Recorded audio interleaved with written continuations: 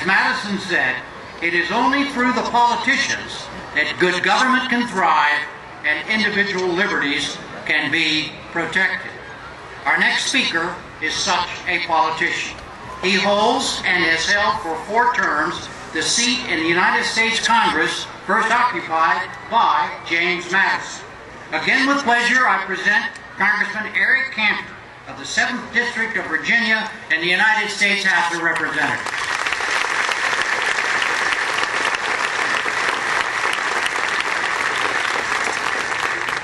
Thank you, Jim. Mr. Chief Justice, Governor Kane, the Montpelier Foundation, and other distinguished guests. It is a real honor to be with you this morning to join in the restoration celebration. This is truly a momentous day in the preservation of our Commonwealth's and our nation's history. As we celebrate the restoration of James and Dolly Madison's Montpelier, I stand before you awestruck, not only by the magic of this place, but by the mere thought that just above us, here, on the 2nd floor of Montpelier, James Madison looked out into the Blue Ridge and worked on the Virginia Plan. Enormously influential to the Constitutional Convention, that plan mapped out Madison's revolutionary ideas, such as a bicameral legislature that distributed seats in proportion to the country's population. In reading about Madison, we are told again and again how unlikely Madison was to be the hero who essentially stepped up to save a floundering nation.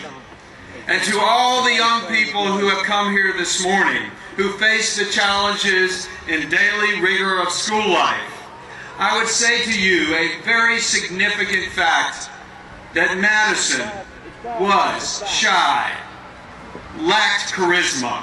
He habitually appeared sick and stood at a meager 5 foot 4 inches and weighed 130 pounds. Madison was the unlikeliest of heroes, but he quickly became the most influential political mind of his time. By 1787, the experiment under the Articles of Confederation was hurtling towards disaster. States were locked into squabbles over economic interests and relations with other nations. The national debt was piling up while armed insurrection had begun to sprout up. There was scarce public desire for the states to band together to help make things better. The vast majority of Americans remained loyal to their localities and to their states. They viewed a centralized government as an unwelcome return to the oppression of the British Crown. But Madison stepped up to take the faltering American project under his wings.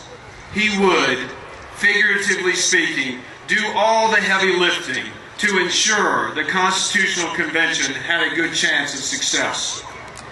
And when the fate of the Constitution hinged on Virginia's ratifying convention, Madison rallied the Commonwealth to his side.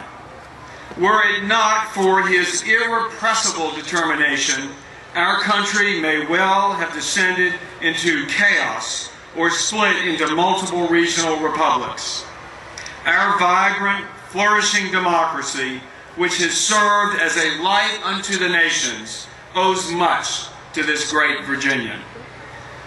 Madison,